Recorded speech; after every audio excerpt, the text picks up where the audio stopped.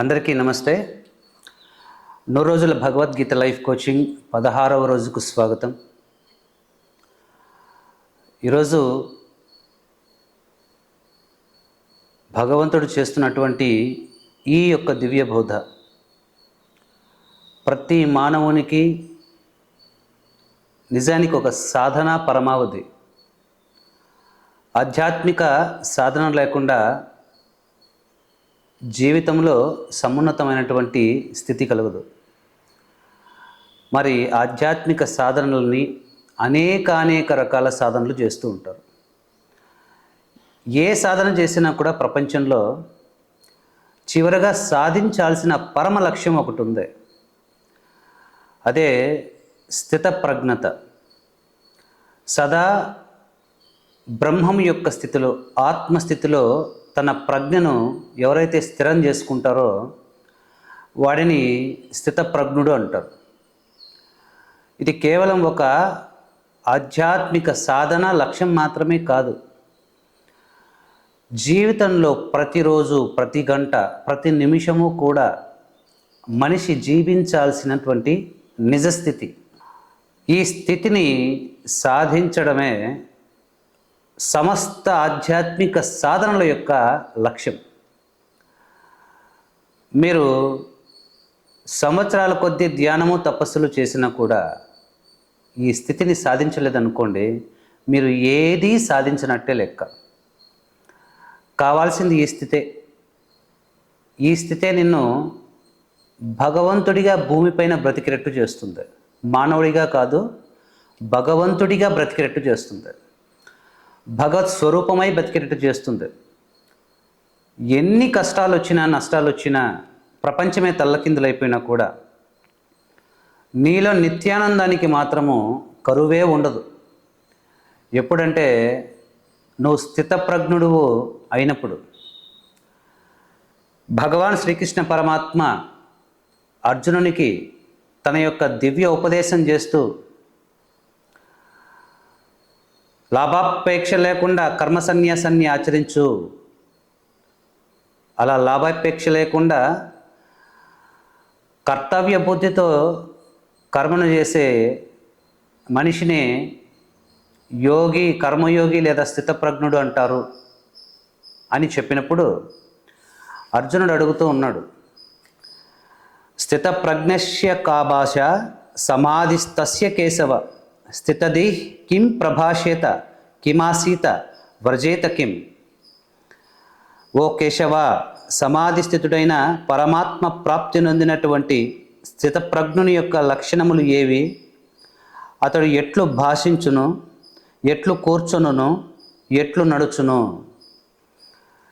ఇక్కడ అర్జునుడు అడుగుతున్నాడు, స్థితప్రజ్ఞుడు సాధించాల్సింది స్థితప్రజ్ఞతే అని మీరు అన్నారు కదా, మరి అటువంటి స్థితప్రజ్ఞత పొందిన వాడు ఎవరైనా ఉంటే ఆ స్థితప్రజ్ఞుడు ఏ విధంగా మాట్లాడతాడు, ఏ విధంగా కూర్చుంటాడు, ఏ విధంగా నడుస్తాడు, అతని లక్షణాలు ఎలా ఉంటాయి అని అడుగుతున్నాడు. స్థితప్రజ్ఞుడు కూడా ఒక మనిషే. అతడు అందరిలాగే కూర్చుంటాడు, అందరిలాగే మాట్లాడతాడు, అందరిలాగే నడుస్తాడు. మరి ఇటువంటి ప్రశ్నలు ఎందుకు అడిగాడు అర్జునుడు అంటే, ఇక్కడ మనము సాధారణ అర్థం కాకుండా అందులో ఉన్నటువంటి పరమార్థాన్ని గ్రహించాల్సి వస్తుంది. స్థితప్రజ్ఞుని యొక్క లక్షణములు ఏవి? అతను కిం ప్రభాషేత, ఏ విధంగా మాట్లాడతాడు అంటే స్పీడ్గా మాట్లాడతాడా, స్లోగా మాట్లాడతాడా అని కాదండి. ఏ ఉద్దేశాన్ని లోపల పెట్టుకొని మాట్లాడతాడు. అతను వాక్కు ప్రకటించే ముందుగా అతని హృదయంలో ఏ ఉద్దేశం ఉంటుంది, ఏ మనోభావాలను వాక్కు ద్వారా ప్రకటితం చేస్తాడు. కిమాసీత, ఏ విధంగా కూర్చుంటాడు అంటే అతని స్థితి ఏ విధంగా ఉంటుంది, ఏ విధంగా స్థితుడవుతాడు. ప్రతి కార్యములోనూ, వ్యవహారంలోనూ, వ్యవహార రహిత స్థితిలోనూ ఏ విధంగా అతను స్థితుడై ఉంటాడు అని అర్థం. వ్రజేత కిం, ఎలా నడుస్తాడు అంటే అతని నడవడిక ఎలా ఉంటుంది, అతని స్వయంగా సమాజం పట్ల ప్రవర్తించేటప్పుడు ఏ విధంగా ప్రవర్తిస్తాడు, అతని నడవడిక ఏ విధంగా ఉంటుంది, ఈ లక్షణాలు తెలియజేస్తే సాధకులందరూ కూడా అటువంటి లక్షణాలను సాధన చేయాల్సి ఉంటుంది. లోకంలో ప్రతి మనిషి యొక్క పరమగమ్యము ఇదే, స్థితప్రజ్ఞత. అందరూ అనుకుంటారు మరణించిన తర్వాత మోక్షమేమో అని. కాదండి, స్థితప్రజ్ఞతను పొందినప్పుడే జీవన్ముక్తి ప్రాప్తిస్తుంది. అంటే మోక్షం అనేది బ్రతికుండగానే పొందాల్సినటువంటి విషయం. ఎందుకంటే బ్రతికిన బ్రతుకంతా ఘోరం అయిపోకుండా, అది కృపణత్వంతో, అంటే చాలా దయావిహీనంగా దైన్యంగా మారిపోకుండా జీవించాలంటే ఈ స్థితప్రజ్ఞతను అనే జీవన్ముక్తిని పొందాల్సి ఉంటుంది. ఈ జీవన్ముక్తిని పొందడానికి ఆ స్థితప్రజ్ఞుడు అవ్వాల్సి ఉంటుంది. అలా స్థితప్రజ్ఞుడు అయితే గనుక అతని లక్షణాలు ఎలా ఉంటాయి, అతను ఎలా మాట్లాడతాడు, ఎలా ప్రవర్తిస్తాడు, ఏ విధంగా ఉంటాడు అని భగవంతుని అడుగుతున్నప్పుడు ఆయన సమాధానం చెప్పడానికి సిద్ధమయ్యారు. ఇక్కడ మనం కూడా జాగ్రత్తగా ఈ శ్లోకాలని మన నిత్య జీవితంలో మనం అనుష్ఠానం చేసుకోవాలి. ఈ భగవద్గీత చెప్తున్నది పుణ్యం వస్తుందనో లేకపోతే పారాయణ ఫలితం వస్తుందనో కాదు. ప్రతి ఒక్క శ్లోకంలోని జీవిత రహస్యాన్ని అర్థం చేసుకుని మీ జీవితాల్లో ఉన్నటువంటి చీకటిని, కష్టము, దుఃఖము, అజ్ఞానము అనేటువంటి చీకటిని పోగొట్టుకోవడానికి మనం సాధన చేయాల్సింది. భగవద్గీతను వినడం కాదండి, భగవద్గీతను మనం సాధన చేయాలి. ఇది సాధన కోసం చెప్పబడినటువంటి ఉపదేశం. కేవలం వినేసి మన పనులు మనం చేసుకోవడానికి కాదు, కేవలం జీవితము సాధన చేసుకోవడానికి. ఆధ్యాత్మికతను కాదు, అసలు జీవితం అంటేనే ఆధ్యాత్మికత. ఆధ్యాత్మికత లేకుండా అసలు జీవితమే లేదు. ఆధ్యాత్మికమే జీవితం. మరి ఆ జీవితాన్ని సాధన చేసుకోవడానికి ఈ యొక్క భగవద్గీతను మనము ఉపయోగించుకోవాలి. అర్జునుడు అడిగినటువంటి ప్రశ్నకు భగవంతుడు ఈ శ్లోకాల ద్వారా సమాధానాన్ని చెప్తూ ఉన్నాడు. ప్రజహాతి యదా కామాన్ సర్వాన్ పార్థ మనోగతాన్ ఆత్మన్యేవాత్మనా తుష్ట స్థిత ప్రజ్ఞస్థ దోచ్యతే. 55వ శ్లోకం, 2వ అధ్యాయం. ఓ అర్జున, మనస్సునందరి కోరికలన్నీయును పూర్తిగా తొలగిపోయి ఆత్మ ద్వారా ఆత్మయందు సంతుష్టుడైన వానిని, అనగా పరమాత్మ సంయోగము వలన ఆత్మానందమును పొందువనని స్థితప్రజ్ఞుడి అందురు. దుఃఖేషనుద్విగ్న మనః సుఖేషు విగత స్పృహ వీతరాగ భయక్రోధ స్థితధీర్మునిరుచ్యతే. దుఃఖములకు కృంగిపోనివాడును, సుఖములకు పొంగిపోనివాడును, ఆసక్తిని భయక్రోధములను వీడినవాడును అయినట్టి మననశీలుడిని మునిని స్థితప్రజ్ఞుడనబడును. 56వ శ్లోకం. దుఃఖేషనుద్విగ్న మనః సుఖేషు విగత స్పృహ వీతరాగ భయక్రోధ స్థితధీర్మునిరుచ్యతే. బాగా గుర్తుపెట్టుకోండి ఈ శ్లోకాన్ని, జీవితం మొత్తం పనికొస్తుంది. దుఃఖేషనుద్విగ్న మనః సుఖేషు విగత స్పృహ వీతరాగ భయక్రోధ స్థితధీర్మునిరుచ్యతే. యః సర్వత్రానభిస్నేహః తత్తత్ప్రాప్య శుభాశుభం నాభినందతి నద్వేష్టి తస్య ప్రజ్ఞ ప్రతిష్ఠిత.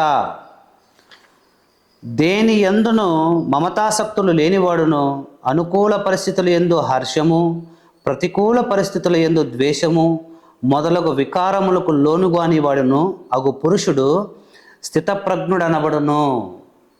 ఇక్కడ 3 శ్లోకాల ద్వారా స్థితప్రజ్ఞుని యొక్క లక్షణాలు ఏంటో, అతడు ఎలా ప్రవర్తిస్తాడో, ఏ విధంగా జీవిస్తాడో ఆయన చెప్తున్నాడు. ప్రజహాతి యదా కామాన్ సర్వాన్ పార్థ మనోగతాన్ ఆత్మన్యేవాత్మనా తుష్ట స్థితప్రజ్ఞస్థ దోచ్యతే. దుఃఖేషనుద్విగ్న మనః సుఖేషు విగత స్పృహ వీతరాగ భయక్రోధ స్థితధీర్మునిరుచ్యతే. యస్ సర్వత్రా నభిస్నేహ తత్తత్ప్రాప్య శుభాశుభం నాభినందతి నద్వేష్టి తస్య ప్రజ్ఞ ప్రతిష్ఠిత. ఈ 3 శ్లోకాల యొక్క అంతరార్థాన్ని మనం ఇప్పుడు తెలుసుకోవడానికి ప్రయత్నిద్దాం. చూడండి, ప్రజహాతి యథా కామాన్ సర్వాన్ పార్థ మనోగతాన్. హృదయములో ఉన్నటువంటి సమస్త కోరికలను త్యజించువాడు. హృదయములో మన మనస్సులో ఏ కోరిక పుట్టినా, పుట్టబోయే కోరికలను కూడా, సమస్త కోరికలను త్యజించువాడు వాడు సమస్త కోరికలను త్యజించి తన ఆత్మయందు ఆత్మానందముతో తనకు తానే రమించిపోయేవాడిని స్థితప్రజ్ఞుడు అంటారు. దుఃఖములు వచ్చినప్పుడు విపరీతమైనటువంటి ఉద్వేగాన్ని పొందకుండా, సుఖములు వచ్చినప్పుడు పొంగిపోయి ఉక్కిరిబిక్కిరైపోకుండా, వీతరాగ భయక్రోధ అంటే రాగము, భయము, క్రోధము ఈ లక్షణాలు లేశమాత్రమైనా లేకుండా ఎవడైతే ఉంటాడో వాడిని స్థితప్రజ్ఞుడు అంటారు. యః సర్వత్రా నభిస్నేహ తత్తత్ప్రాప్య శుభాశుభం.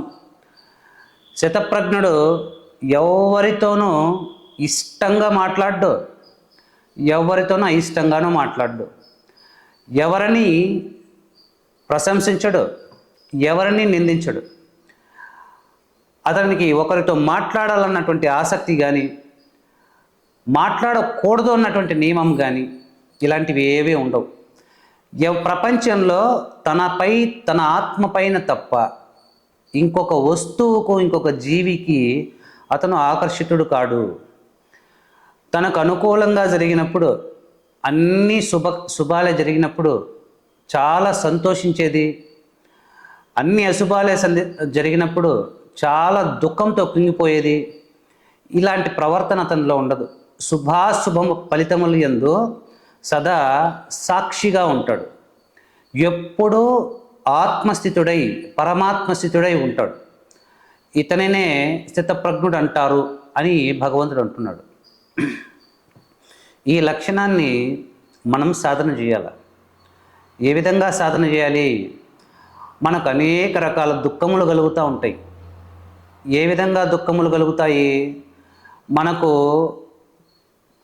కావాల్సింది, అవసరమైంది, ఇష్టమైంది మనం పొందలేనప్పుడు, అది మనకు దొరకనప్పుడు, అయిష్టమైన దాన్ని మన జీవితంలో నుంచి పోగొట్టుకోలేనప్పుడు,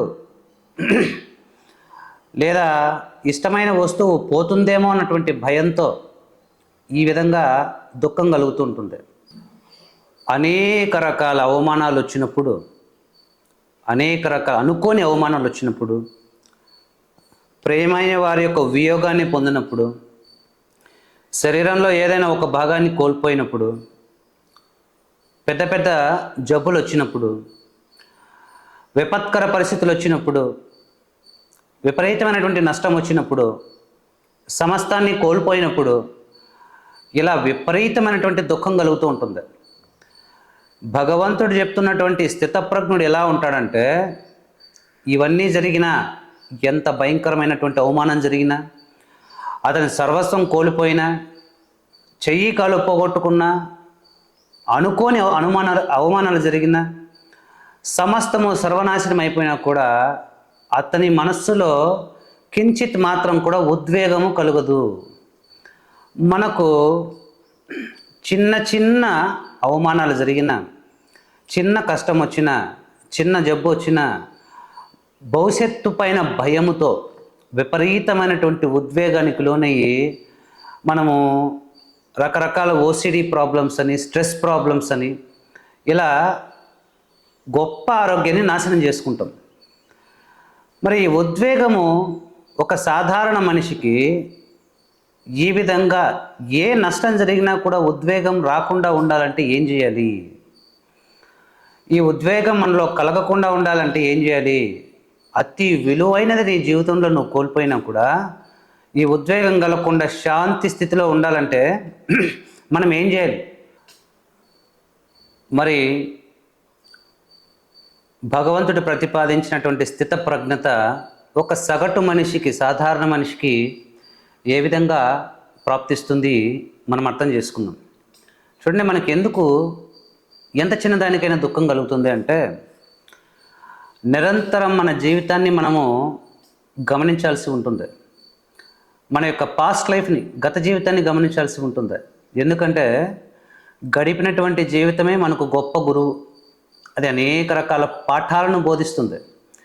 అందరూ కూడా లైఫ్ లెసన్స్ని వదిలేసి జీవితాన్ని గడుపుకుంటూ వచ్చేసి ఉంటారు. మన జీవితాన్ని గమనిస్తే కనుక మనకు అనేక రకాలైనటువంటి జీవిత పాఠాలు మనకు ప్రబోధం అవుతాయి. చూడండి, నిత్యం ప్రతి ఒక్కళ్ళు ఏం చేస్తారంటే, ఒక విపరీతమైనటువంటి అలవాటు మనుషులందరికీ ఉంటుంది. అదేంటంటే, జీవితం నిండా వస్తువులతో గడపడం, జీవితం నిండా వస్తువులను వాడుకోవడం తప్ప, మనుషులను వాడుకోవడం తప్ప ఇంకేమీ చేయడం లేదు. తాను బాగుండడం కోసము నిరంతరం అనేక రకాల వస్తువులతో అటాచ్మెంట్ పెట్టుకుంటూ ఉంటాడు. ఇక్కడ రాగము, వీతరాగ భయక్రోధ, రాగము, భయము, క్రోధము లేనివాడు. రాగం అంటే ఈ అటాచ్మెంట్, ఆసక్తి.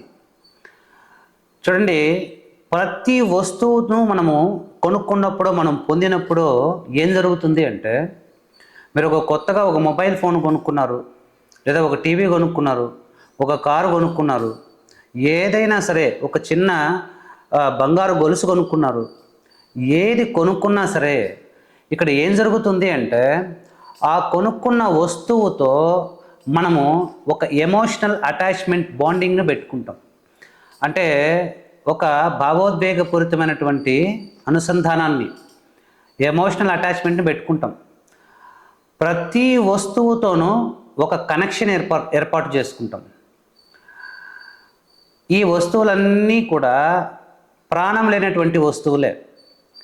మనిషి ప్రాణం ఉన్నటువంటి వాటితో కనెక్షన్ పెట్టుకుంటే, వాటితో కాంటాక్ట్ అయితే కనుక అతనికి ప్రాణశక్తి లభిస్తుంది. కానీ నిరంతరము నిర్జీవమైనటువంటి వస్తువులతో అటాచ్మెంట్ పెట్టుకుంటూ ఉంటారు. ఇక్కడ ఒక వస్తువుని నీ జీవితంలోకి తెచ్చుకోవడము, ఇష్టపడి తెచ్చుకోవడము, ఆ మాటకు అర్థం ఏంటంటే, నువ్వు నీ యొక్క జీవితాన్ని దాంతో మూడేసేసుకోవడం. ఇలాగా మనిషి తన యొక్క సంపదలతో, తన యొక్క వస్తువులతో, తన యొక్క భోగ విలాస సామగ్రితో నిరంతరము అనేక రకాల కనెక్షన్స్, అనుసంధానాలు ఏర్పాటు చేసుకుంటాడు. ఇదేంటంటే, నువ్వంతకు నువ్వు ఆ వస్తువుని తెచ్చుకొని నీ జీవితంలోకి నిన్ను నువ్వు గొలుసులు వేసుకుని ఆ వస్తువుకు కట్టేసుకోవడమే. ప్రతి వస్తువుతోనూ మనం ఎమోషనల్గా అటాచ్మెంట్ అయిపోతూ ఉన్నాము. అందుకే పక్కింటోడు వస్తువు పోతే మనకు బాధ కలగదు, మనం ఇష్టపడి తెచ్చుకున్న వస్తువు పోతే విపరీతమైనటువంటి దుఃఖం కలుగుతుంది. ఇదేంటంటే, ఈ దుఃఖము వస్తువుల నుంచి రావడం లేదు, వస్తువులు రావడం వల్ల పోవడం వల్ల రావడం లేదు. ఈ దుఃఖం అనేది ఆ వస్తువులపై మనం ఏర్పాటు చేసుకున్న ఎమోషనల్ అటాచ్మెంట్ వల్ల వస్తుంది. మన జీవితం మొత్తము ఏమై ఉంటుంది అంటే, ప్రతి ఒక్క వస్తువుతోనూ మనం కనెక్షన్లు పెట్టుకుంటూ ఉంటాం.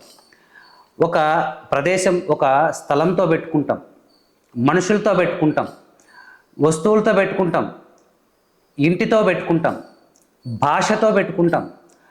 ఎక్కడ చూసినా కూడా నాకు ఇష్టమైన దాంతోనే నేను అనుసంధానాన్ని ఏర్పాటు చేసుకుంటాను. ఇష్టమైనది అనే మాటకు అర్థం ఏంటంటే, నేను ముంచేసేది అని అర్థం చేసుకోవాలి. ఇష్టమైన ప్రతిదీ నేను ముంచేస్తూ ఉంటుంది. ఎందుకంటే ఒక్కసారి నువ్వు ఆ వస్తువుని నీ జీవితంలోకి తెచ్చుకున్నట్లయితే కనుక, ఇక నువ్వు దాన్ని వాడుకోవడం సంగతి అటు ఉంచితే, అది నీ యొక్క సంపూర్ణ ఆయుష్లో విలువైనటువంటి ఆయుష్ను కొంత భాగాన్ని ప్రతిరోజు, ప్రతి గంట వాడేసుకుంటూ ఉంటుంది. ఆ వస్తువుకి ఏమైనా జరిగితే, అది క్షేమంగా లేకపోతే నీలో దుఃఖాన్ని కలిగిస్తూ ఉంటుంది. అంటే చూడండి, ఇలా చిన్నప్పటి నుంచి ఇప్పటిదాకా ఎన్ని వస్తువులతో మనం ఎమోషనల్ బాండింగ్స్ ఏర్పాటు చేసుకున్నాము, ఎన్ని వస్తువులతో మనం బంధనాల్ని ఏర్పాటు చేసుకున్నాం. ఈ విధంగా మనిషి ప్రతి వస్తువు చేతిలో కూడా బందీ అయిపోయి స్వేచ్ఛ లేక వాటిని వదిలి ఉండలేక నిరంతర దుఃఖాన్ని, వాటిని కాపాడుకునే ప్రయత్నంలో వాటిని వదిలించుకోలేక నిరంతర దుఃఖాన్ని అనుభవిస్తూ ఉంటాడు. అసలు ఆనందంగా ఉండటం అనే మాటకు అర్థం ఏంటంటే స్వేచ్ఛగా ఉండటం, శక్తివంతుడై ఉండటం. ఇక్కడ శక్తి ఎక్కడుంది? ఒక మొబైల్ ఫోన్ లేకుండా ఒక వారం రోజులు మీ జీవితాన్ని ఊహించుకోండి. మొబైల్ ఫోన్ లేకుండా ఒక వారం రోజులు మీ జీవితాన్ని ఊహించుకుంటే ఎంత భయంకరంగా ఉంటుంది ఆ జీవితం. అంటే మన జీవితాన్ని మనం పూర్తిగా వస్తువులకు దారాదత్తం చేసాం. ప్రాణం లేని వాటిని మనమే తెచ్చుకొని మనమే వాటికి బానిసలుగా ఊడిగం చేస్తున్నాం. అందరూ అనుకుంటారు నేను వస్తువులను వాడుకుంటున్నాను అని. ప్రపంచంలో ఎక్కడా అది జరగట్లేదు. 99% వస్తువులే మనుషుల్ని వాడుకుంటూ ఉన్నాయి. ఇక్కడ దుఃఖం ఎందుకు కలుగుతుందంటే ఒక వస్తువు పైన అటాచ్మెంట్ ఉన్నప్పుడు, కొనుక్కున్న ప్రతి వస్తువుతో, పొందిన ప్రతి వస్తువుతో ఇష్టాన్ని ఏర్పాటు చేసుకున్నప్పుడు అప్పుడు వస్తుంది ఈ యొక్క రాగం, అటాచ్మెంట్. ఇది మనిషికి ఏర్పడినటువంటి దురలవాటు. నేను నాది. నిజానికి వస్తువులను మనం ఎందుకు కొనుక్కుంటున్నామంటే మనం సుఖంగా ఉండొచ్చునేమో అనుకొని కొనుక్కుంటూ ఉన్నాం. చూడండి, ఈ సుఖము దాని యొక్క స్వరూపం ఏంటో మీకు ఒక ఉదాహరణ ద్వారా చెప్తాను. ఆత్మానందం అనేది, తృప్తి, సుఖం అనేది వస్తువుల నుంచి వస్తుందా లేదంటే మరి ఎక్కడి నుంచి వస్తుందో ఈ ఉదాహరణ ద్వారా తెలుసుకుందాం. చూడండి, మీకు లడ్డు అంటే చాలా ఇష్టం. లడ్డు తినాలన్నటువంటి కోరిక పుట్టింది. ఇక ఆ కోరిక పదే లడ్డు గురించి ఆలోచించినప్పుడు కోరిక ఎక్కువైపోతుంది. ఏదైనా మన మనస్సు ఒక వస్తువును కోరిందంటే ఇక దాన్ని పొందేంత వరకు నిరంతరం అలజడిగా ఉంటుంది. అది ఉద్వేగంగా ఉంటుంది. అనేక రకాల ఆలోచనలు ఆ వస్తువుని ఎలా పొందాలి, ఏ సమయంలో పొందాలి, ఎంత త్వరగా పొందాలి అన్నటువంటి ఆ కుదురు లేకుండా తపనతో ఉంటుంది. అంటే కోరిక పుట్టంగానే అది తీరేంత వరకు మనస్సుకు శాంతి ఉండదు. ఈ మనస్సు పెట్టే రోతను భరించలేక నువ్వు స్వీట్ స్టాల్కి వెళ్ళి ఎప్పుడైతే లడ్డు తీసుకుని నోట్లో పెట్టుకున్నావో ఇప్పుడు మనస్సు కోరిక తీరిపోతుంది. మనస్సుకు లడ్డూను రుచి చూడాలన్నటువంటి కోరిక కలిగింది. ఆ రుచి తగలంగానే మనస్సు శాంతించిపోతుంది. ఇక మనస్సు ఆలోచించదు. లడ్డు నోట్లో ఉండగా మరో లడ్డు తినాలనుకోదు. ఎప్పుడైతే మనస్సు శాంతించిపోతుందో అక్కడ మిగిలి ఉన్నది ఆత్మ మాత్రమే. మనస్సు శాంతించిపోయినటువంటి స్థితిలో ఆత్మ సుఖం కలుగుతూ ఉంటుంది. అంటే మనస్సు శాంతించిన స్థితిలో నువ్వు ఆత్మ సంతృప్తితో ఉంటావు. నీకు దాని రుచిని అనుభవిస్తున్నప్పుడు ఆ తృప్తినే మనము ఆత్మానుభూతి అని కూడా అంటాం. మరి మనస్సు లేని స్థితిలోనే ఆత్మ పైకి వచ్చి తన యొక్క సహజ సుఖాన్ని నీకు కలిగిస్తుంది, అనుభూతి చెందుతుంది. నువ్వేమనుకుంటావంటే ఈ సుఖము లడ్డూలో నుంచి వస్తుంది అనుకుంటావు. సుఖం లడ్డూలో నుంచి రాలేదు. ఆ తృప్తి అనేది మనస్సు ఎగిరినంతసేపు, మనస్సు ఆలోచనతో ఉన్నంతసేపు సుఖం ఉండదు మనిషికి. ఆత్మసుఖం అనేది మనస్సు శాంతించిపోతే ఆత్మసుఖం కలుగుతుంది. ఇక్కడ లడ్డూను పొందిన వెంటనే మనస్సు శాంతించిపోయింది, సుఖం వచ్చింది మాత్రము నువ్వు ఆత్మస్థితిని అనుభూతి చెందడం వల్ల వచ్చింది. కాబట్టి సుఖమంతా ఆత్మ నుంచే వస్తుంది. అసలు ఈ సృష్టిలో సుఖాన్ని ఇవ్వగలిగినటువంటి వస్తువు ఆత్మ తప్ప మరి ఏ వస్తువు సుఖాన్ని ఇవ్వలేదు. ఎందుకంటే ప్రతి వస్తువు జడ పదార్థాలు, అవి ఏవి మనకి ఇవ్వలేవు. ఇక్కడ నీకు సంతృప్తి లభించింది లడ్డూ వలన కాదు.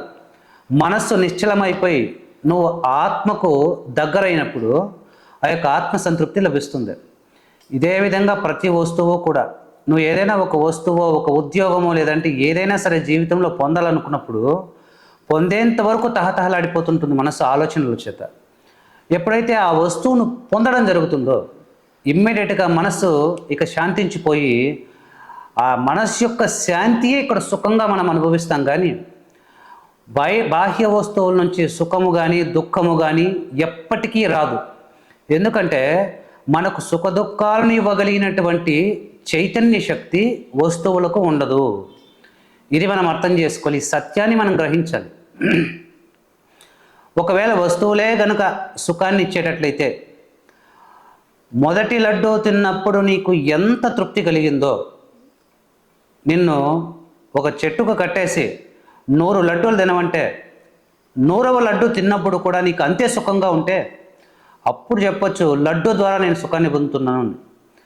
ఒక వ్యక్తి ద్వారా, ఒక స్త్రీ ద్వారా, ఒక పురుషుడి ద్వారా, ఒక వస్తువు ద్వారా, లేదా ఒక అనుకూలమైనటువంటి సన్నివేశం ద్వారా ఇలాగా మనం సుఖంగా ఉండొచ్చునని అనుకుంటాం.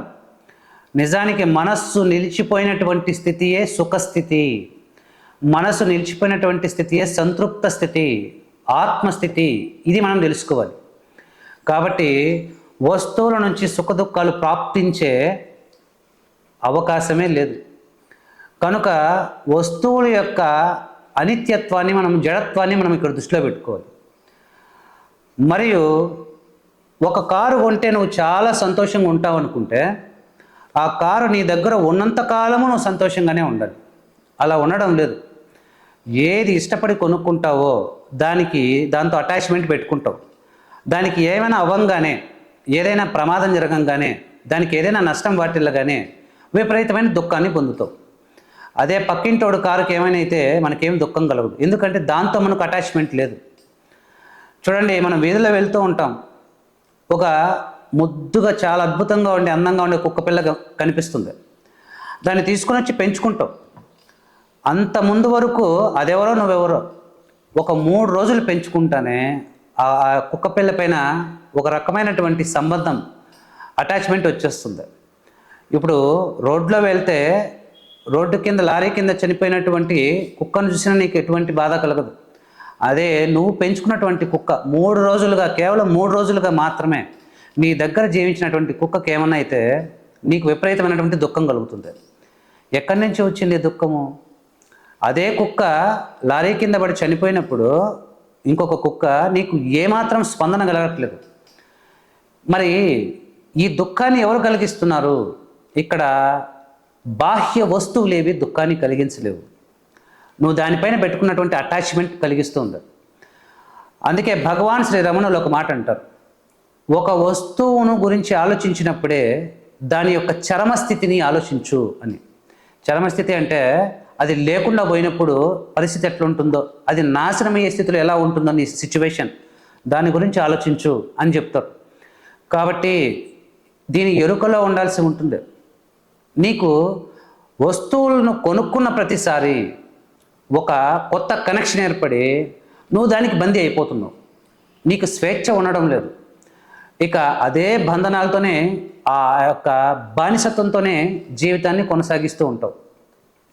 ఈ విధంగా మనుషులు అనేక రకాల వస్తువులతో, పరిస్థితులతో బంధాలు ఏర్పరచుకోవడం చేత వాళ్ళు ఈ విధమైనటువంటి, వారికి ఏదైనా జరిగితే విపరీతమైనటువంటి ఉద్వేగం కలుగుతుంది, దుఃఖం కలుగుతుంది.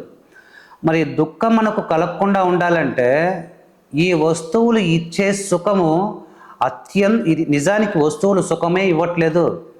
కేవలము నా ఆత్మయందే సుఖము ప్రాప్తిస్తూ ఉంది. నాకు నా ఆత్మ వలన, మనస్సు నిలిచిపోవడం వలన నాకు సుఖం కలుగుతుంది. వస్తువులు ఇవ్వడం లేదు. ఈ వస్తువులు ఒకవేళ ఇచ్చినా కూడా కేవలం టెంపరీగా, తాత్కాలికంగానే ఇస్తాయి, నిరంతర సుఖాన్ని ఇవ్వబో. కాబట్టి ఈ వస్తువులు అశాశ్వతమైనవి, నిర్జీవమైనవి. నువ్వు కనెక్షన్ పెట్టుకున్న ప్రతి వస్తువుతో అర్థం ఏంటంటే, ప్రతిరోజు నీ యొక్క ప్రాణశక్తిని అది పీల్చేసుకుంటూ ఉంటుంది. నువ్వు ఎన్ని వస్తువులతో అనుసంధానం పెట్టుకుంటావో, అటాచ్మెంట్ పెట్టుకుంటావో, అన్ని వస్తువులు నీ యొక్క ప్రాణశక్తిని లాగేసుకుంటూ ఉంటాయి. ఎందుకంటే ఆ వస్తువులు నిర్జీవమైనటువంటి విషయాలు. అదే నువ్వు ప్రకృతితోనో, ఈ యొక్క మేఘాలతో, ఆకాశంతో, చెట్లతో, భూమితో, నీటితో నువ్వు అనుసంధానం పెట్టుకున్నప్పుడు నీకు ప్రాణశక్తి వాటి నుంచి లభిస్తుంది. ఎందుకంటే వాటికి కూడా ప్రాణం ఉంటుంది కాబట్టి. ఇక్కడ మనం అర్థం చేసుకోవాల్సింది, మనస్సు నిలిచిపోయినటువంటి జీవం ఉన్న వాటితో మనం కనెక్షన్లు పెట్టుకోవాలి. ఇది కూడా దానిపైన ఎటువంటి మమకారము లేకుండా, రాగము లేకుండా మనము ఈ అలవాటును డెవలప్ చేసుకోవాలి. ఏ వస్తువు లేకపోయినా నేను ఉండగలను. ఒకసారి మనశ్శాంతిగా కూర్చొని ఒక కాగితం తీసుకొని నిన్ను బంధించి వేసినటువంటి వస్తువులు, విషయాల గురించి, మనుషుల గురించి ఒక లిస్ట్ అవుట్ రాసుకోండి. ఎవరు లేకపోతే నేను ఉండలేను, ఏ వస్తువు లేకపోతే నేను బ్రతకలేను, ఏ వస్తువు లేకపోతే నా జీవితం సాఫీగా కొనసాగదు, ఏ వస్తువుకు నేను బందీనై ఉన్నాను అన్నటువంటి విషయాన్ని ఒకసారి ఒక లిస్టు రాసుకోండి. అప్పుడు తెలుస్తుంది మనం ఎంత బందీకాణాలో ఉన్నాము అన్నటువంటి విషయం. ఇక్కడ మనం ఒక అద్భుతమైనటువంటి అలవాటు చేసుకోవాలి. మనం ఏం చేసినా కూడా, ఎన్ని కోటాను కోట్ల వస్తువులు సంపాదించుకున్నా కూడా వాటన్నిటినీ పూర్తిగా ఏమాత్రము కొదువు లేకుండా, ఏమాత్రం కొసరు లేకుండా వాటిని నిక్కచ్చిగా వదిలేసి వెళ్ళిపోవాల్సి వస్తుంది అన్నటువంటి విషయాన్ని మనసులో పెట్టుకోవాలి. భౌతిక వస్తువులు ఎప్పుడూ అశాశ్వతమైనవే. వీటి వల్ల నేను సుఖంగా ఉండటం లేదు, నా అంతకు నేను సుఖంగా ఉంటాను. ఏ వస్తువు లేకపోయినా నేను సుఖంగా ఉండగలను అని మనం అర్థం చేసుకోవాలి. ఈ యొక్క అలవాటును ఈ రోజు నుంచే, ఈ క్షణం నుంచే మనం ప్రారంభించాల్సి ఉంటుంది. ప్రతి వస్తువును అంటే బాండింగ్ని మనం కట్ చేసుకోవాల్సి ఉంటుంది, ఎమోషనల్ బాండింగ్ని. వస్తువుల తర్వాత మనం మనుషులతో మమకారాన్ని పెట్టుకుంటాం. అనేక రకాల మమకారాలు, అతి గాఢమైనటువంటి మమకారాలు. భార్య భర్తతో, భర్త భార్యతో, బిడ్డలతో, తల్లిదండ్రులతో, అత్తమామలతో, స్నేహితులతో, అన్నదమ్ములతో ఎప్పుడు చూసినా అటాచ్మెంట్ పెట్టుకుంటాం. వారు లేకపోతే మేము ఇక మా జీవితమే లేదనుకుంటాం. వారు ఏది బాధించినా మనం బాధపడుతూ ఉంటాం. ఇక్కడ చూడండి, మీరు ఒకసారి ఒక క్వశ్చన్ వేసుకోండి. మీ రిలేషన్షిప్లో, మీ సంబంధ బాంధవ్యాల్లో మీకు పరిపూర్ణమైనటువంటి సంతృప్తిని, పరమానందాన్ని, సంతోషాన్ని కలిగించే రిలేషన్షిప్ ఏదైనా ఉందా? తల్లి తండ్రి కావచ్చు, అన్నదమ్ములు కావచ్చు, భార్యాభర్త కావచ్చు, చివరికి బిడ్డలు కూడా కావచ్చు. వీటిలో నిన్ను నిరంతరం సంతోషపెట్టే, సంతృప్తిపరిచే రిలేషన్షిప్ ఏదైనా ఉందా? అంటే ఏమాత్రం బాధ పెట్టకుండా కేవలం నీ కోసం సంతోషాన్ని ఇచ్చే, నీ కోసం త్యాగం చేయగలిగినటువంటి రిలేషన్షిప్ ఏదైనా ఉందా? భీష్మాచార్యుని తీసుకుంటే తన తండ్రికి పెళ్లి చేయడం కోసం, తన తండ్రి సుఖాన్ని పొందడం కోసం, తన తండ్రి సౌఖ్యంగా ఉండడం కోసం తన జీవితాన్ని త్యాగం చేశాడు. అలాగా నీ కోసం త్యాగం చేయగలిగినటువంటి రిలేషన్షిప్ ఏదైనా ఉందా? మీరు జాగ్రత్తగా గమనిస్తే ఈ భూమి మీద అటువంటి రిలేషన్షిప్పే ఉండదు. ఉంటే కనుక చివరగా అది భార్యాభర్తల మధ్య ఉండవచ్చు. తల్లిదండ్రితో ఉన్నటువంటి రిలేషన్ కూడా కొంతకాలం అయిన తర్వాత తెగిపోతుంది. ఎందుకంటే వారు వయసు పైబడి ఉంటారు. వారు జీవితాంతం, నీ జీవితం పూర్తయ్యేంత వరకు వారు నీతో ఉండరు. కానీ శాశ్వతంగా చివరి దాకా నీతో రిలేషన్షిప్ కలిగి ఉండి అది సంతోషకరమైన, సంతృప్తికరమైన, త్యాగపూరితమైనటువంటి సంబంధ బాంధవ్యాన్ని కలిగి ఉండే అవకాశము ఒక భార్యాభర్త తప్ప. ఇది కూడా 99% లేదు. ఇది కూడా ఈ భార్యాభర్తల బంధమే నిజానికి చివరిదాకా నడిచొచ్చే బంధం. అది కూడా ఈ యొక్క కాలంలో, ఈ యొక్క యుగంలో 90% భార్యాభర్తల యొక్క బంధము ఒక బిజినెస్ లాగా ఉంటుంది, ఒక స్వార్థపూరితంగా ఉంటుంది. కానీ నిజానికి అది ఒకరికొకరు త్యాగం చేసుకునే విధంగా మాత్రం ఉండదు. ఇక్కడ ప్రతి ఒక్కళ్ళు నా అనుకున్న ప్రతి వాళ్ళు, నువ్వు ఎవరు లేకపోతే నా జీవితం లేదనుకుంటావో, నువ్వు ఎవరితో అయితే అటాచ్మెంట్ పెట్టుకుంటావో వారే నీ దుఃఖానికి కారణం. ఎప్పుడు చూడండి, ఇవన్నీ బాగుంటే నేను బాగుంటాను, నా కుటుంబం సభ్యులు బాగుండాలి, నాకున్న వస్తువులకు ఏం జరగకూడదు, నా సంపదకి ఏం జరగకూడదు, ఇవన్నీ బాగున్నప్పుడు నేను బాగుంటాను. మరి ఎప్పుడు ఇవన్నీ బాగుంటాయి? వాటిని బాగు ఎవరు చేయగలరు? నిరంతరం అవి రిపేర్కి వచ్చేస్తూనే ఉంటాయి. ప్రతి రిలేషన్ రిపేర్కి వచ్చేస్తుంది, ప్రతి వస్తువు రిపేర్కి వచ్చేస్తుంది. నీ పని ఏంటంటే జీవితాంతం ఈ రిలేషన్షిప్స్ని, ఈ కనెక్షన్స్ని రిపేర్ చేసుకుంటూ ఒక మెకానిక్ లాగా జీవిస్తూ ఉంటావు.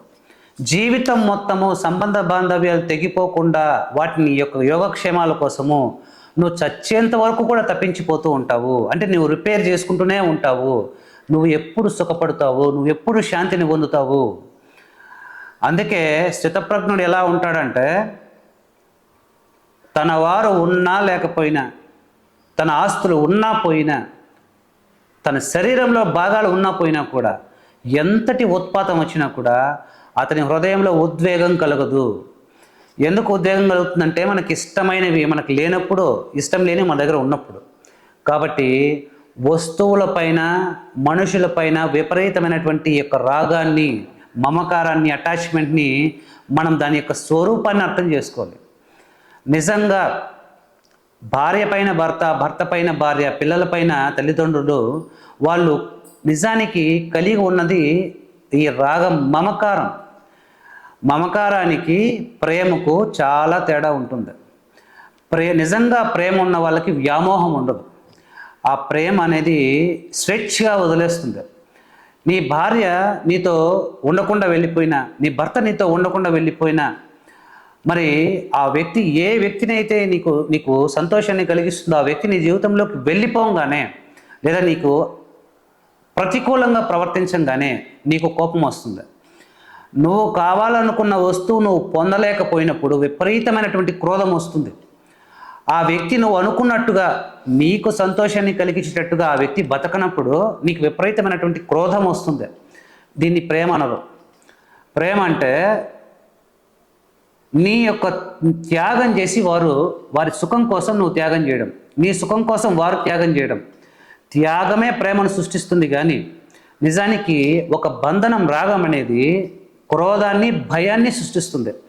వస్తువులు పోతాయేమో అని భయం, నాకు ఇష్టమైనది రాదేమోనన్న భయం, ఇష్టమైన వ్యక్తి నా జీవితంలోకి రాదేమో, లేదంటే ఇష్టం లేని వ్యక్తితోనే జీవితం ఉండిపోవాల్సి వస్తుందేమో, ఇటువంటి భయాలతో నిరంతరం మనిషి ఉద్వేగాలకు లోనవుతూ ఉంటాడు. కాబట్టి గుర్తుపెట్టుకోండి, ఈ యొక్క రాగము, అటాచ్మెంట్ వల్ల మనకు ఈ ఉద్వేగాలు కలుగుతున్నాయి, దుఃఖం కలుగుతున్నాయి. ఎప్పుడైతే వస్తువుల పట్ల, వ్యక్తుల పట్ల మనం అటాచ్మెంట్ను వదిలేస్తామో, స్వేచ్ఛగా, ప్రశాంతంగా అలా ఉంటామో, అప్పుడు మాత్రమే మనలో దుఃఖం కలగదు. దుఃఖం కలగకపోతే ఉద్వేగాలు కలగదు. ఆ వస్తువు ఉన్నా లేకపోయినా నాకేం సమస్య లేదు అని ఎవడైతే ఉంటాడో వాడికి ఏదైనా లాభం వచ్చినా కూడా, సంతోషం వచ్చినా కూడా అతనికి ఎటువంటి స్పృహ ఉండదు, ఎటువంటి దుఃఖం ఉండదు, ఎటువంటి ఉద్వేగం కూడా ఉండదు. దుఃఖేషనుద్విగ్నమనః సుఖేషు విగత స్పృహ వీతరాగ భయక్రోధ స్థితధీర్మునిరుచ్యతే. మరి ఎవరు ఈ విధమైనటువంటి అటాచ్మెంట్ను నిరంతరము అటాచ్మెంట్ లేకుండా జీవించగలరు అంటే, ఎవడైతే సుఖము బాహ్య వస్తువులదు, బాహ్య వ్యక్తుల ద్వారా వస్తుంది అనేది అసత్యమని తెలుసుకొని, సుఖం అంటే తన ఆత్మయందు తానే దృష్టి కలిగి ఉంటే, సదా తన ఆత్మయందు తానే స్థితుడై ఉంటే, తన శాంతి స్థితిలో ఉంటే కనుక అదే పరమ సుఖము. నీ ఆత్మయందు నువ్వు స్థితుడై ఉంటే కనుక వాణ్ణి స్థిత ధీర్ మునిరుచ్యతే. ధీ అంటే బుద్ధి. అంటే నీ బుద్ధి ఎప్పుడు కూడా నీ బాహ్య వస్తువుల పైన కాకుండా నీ యొక్క అంతరాత్మ పైన స్థిరం చెంది ఉండాలి. అంటే నువ్వు సదా ఆత్మధ్యానిగా ఉండాలి. నేను ఆత్మను, నాకు వికారములు లేవు, నాకు కావాల్సింది ఏదీ లేదు, నేను శాశ్వతుని, నేను పొందాల్సింది ఏదీ లేదు, నేను ఎవరికి పుట్టలేదు, నేను ఎవరికి చెందినవాడిని కాదు, నాది అంటూ సృష్టిలో ఏదీ లేదు, నేను ఈ శరీరం ఉన్నా లేకపోయినా నేను ఉంటాను అన్నటువంటి ఆ గమనింపు, ఆ యొక్క జ్ఞానము, సదా దానిపైన నీ దృష్టి, నీ బుద్ధి యొక్క దృష్టి స్థిరత్వాన్ని పొందినప్పుడు నిన్ను స్థితప్రజ్ఞుడు అంటారు. ఈ విధంగా మనము రాగద్వేషాలను జయించి ఈ యొక్క స్థితప్రజ్ఞత్వాన్ని పొందాల్సి ఉంటుంది. అదేవిధంగా సమస్త కోరికలను వదిలేయాల్సి ఉంటుంది. సమస్త కోరికలను అంటే కేవలము బాహ్యంగా విషయాలతోనే మనము ఇదైపోకుండా, బాహాటంగా కేవలము ఇతరుల మెప్పు కోసము వస్తువులను త్యాగం చేసి వదిలేసి త్యజించి మనసులో మాత్రము అటువంటి కోరికలు కలిగి ఉంటారు. ఇక్కడ ఏం చెప్తున్నాడంటే మనోగతాన్ అంటున్నాడు. మనోగతాన్ అంటే నీ మనస్సులో ఏర్పడినటువంటి కోరికలు కూడా. బాహ్యంగా వస్తువును వదిలేయడం ద్వారా త్యజించడం కాదు, నీ మనస్సులో కూడా కోరికలు త్యజించాలి.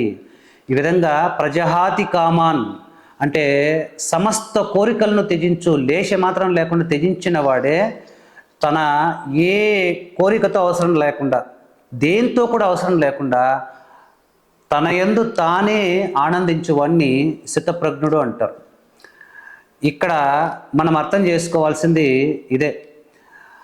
ఈ రోజు నుంచి సాధన చేయాల్సినటువంటి విషయం, ప్రతి వస్తువుతోనూ నేను ఏ వస్తువులకు లొంగిపోయి ఉన్నాను, ఈ వస్తువులు లేకుండా నేను జీవించగలనా లేదా, ఈ వ్యక్తి లేకుండా నేను జీవించగలనా లేదా, ఈ ఈ కనెక్షన్స్ని ఏవేవి మిమ్మల్ని బంధించి ఉన్నాయో మీరు అర్థం చేసుకుంటూ వాటిని ఆ అటాచ్మెంట్ని కట్ చేసుకోవాలి. త్యజించడం అంటే వాళ్ళని వదిలేసి వెళ్ళిపోవడం అని కాదు, వస్తువుని బయటికి వెళ్ళి పారేయడం అని కాదు, ఆ వస్తువుల పైన మమకారాన్ని పూర్తిగా చంపేసుకోవడం. అంటే అది పోయినా కూడా ఎటువంటి దుఃఖము ఉద్వేగము నాకు కలగదు.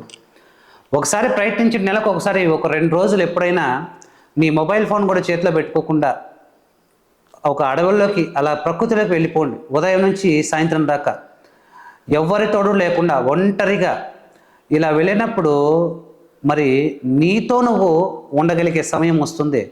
ఆత్మానందం అంటే ఏంటో, వస్తువులతో సంబంధం లేని ఆత్మానందం ఏంటో తెలిసి వస్తుంది. కాబట్టి మనము ఆధ్యాత్మిక సాధనలో సాధించాల్సిందే ఈ యొక్క స్థితప్రజ్ఞతనే. మరొక క్లాస్లో మనం ఈ ఇంద్రియాలను ఎలా మనకు ఒక వస్తువు పైన కోరిక కలగకూడదు అంటే అది సామాన్యమైన విషయం కాదు. మన మాట వినదు మన మనస్సు, మన ఇంద్రియాలు మన మాట వినదు. మరి తర్వాత క్లాస్లో మనము ఇంద్రియాలను ఎలా మనం కంట్రోల్లో పెట్టుకోవాలి, కోరికలు లేకుండా ఎలా మన మనస్సును శుద్ధి చేయాల్సి ఉంటుంది, దానికి భగవంతుడు వివరిస్తున్నటువంటి రహస్యం ఏంటి, రహస్య సూత్రం ఏంటి, ఈ క్లాస్ గురించి తెలుసుకుందాం. ధన్యవాదాలు. నమస్తే.